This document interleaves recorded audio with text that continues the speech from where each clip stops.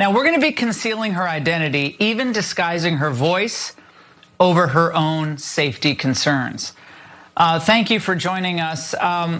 You saw something suspicious, we're going to get right into it tonight, happening on the side of a Biden-Harris van in the parking lot of the polling station. Now, walk the audience through what happened.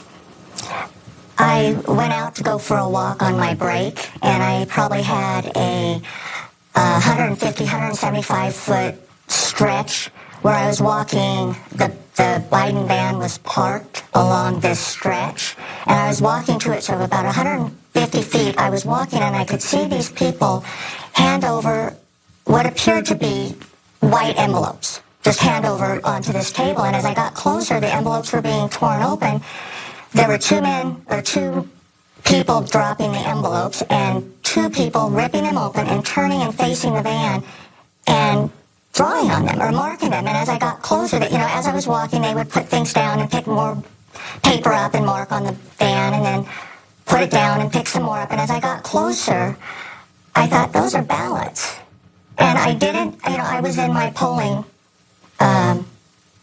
uniform, basically. And as I walked by, I looked and I thought, those are ballots. What the hell is going on in America?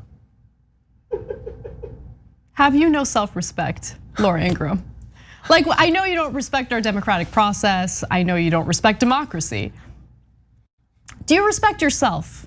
Have some dignity. I mean, I feel like if you look at her face in that segment, like she knows it. She knows it. She looks like she's dying a little inside because it's embarrassing. That was so embarrassing. We are sending our tax dollars to this military to an attempt to weed out so-called extremists, which just means conservative evangelical, as far as I can tell. We're paying for that? Why is Congress not saying we're not going to give you a penny until all of this is eradicated from the military budget? Nothing. This is my offer to you. Nothing. That's what I would say. I'm totally outraged by him and his ridiculous response today. Go after their budget. The only thing they understand is their budget, their money. Laura Ingraham wants to talk to the general manager of the military right this minute. She is outraged, Emma, outraged. Can you believe that our resources are going to the military? She had no idea, but now she knows and she's threatening military funding, and I say bravo, bravo. That Karen wants a refund and she's not gonna follow up, unfortunately. A stable home for children run by adults who hold themselves and the kids accountable is of paramount importance. A dysfunctional home life where drugs are easily accessible puts too many young people on a highway to hell these days. And speaking of drugs, according to the Daily Mail, well, the New York Times had originally reported that Ramos smoked pot. Then mysteriously, the reference was missing from the online editions. Now, why is that? Was it bad information? Or is this the pro-marijuana bias that we've become accustomed to that's so powerful because billions are on the line with it nationwide? That was a clip from a recent episode of Laura Ingraham's Fox show.